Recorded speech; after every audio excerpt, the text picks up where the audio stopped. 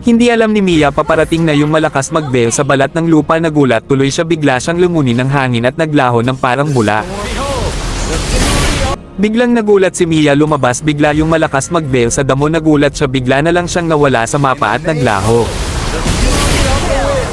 Nagulat si Mia, isang ulti lang ng malakas mag-veil sa balat ng lupa, naglaho na siya ng biglaan. Akala ni Gus ayon kaya siyang takasan ng malakas na kapangyarihan ni Veil. Doon siya nagkakamali dahil wala siyang takas sa malakas mag-veil sa balat ng lupa. Ang malakas pa talaga mag-veil sa balat ng lupa ang gustong bigyan ni Sylvana. Doon ka nagkamali boy, mahina ka pa. Aba, ang lakas naman ng loob niyong pumalag sa pinakamalakas mag-veil sa buong mundo, mahihina pa kayong nilalang.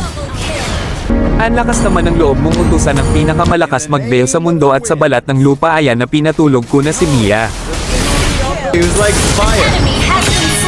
Aba, ang lakas naman ng loob mo Gus ayon, anong akala mo kakayanin mo ang pinakamalakas sa balat ng lupa? Nagkakamali ka.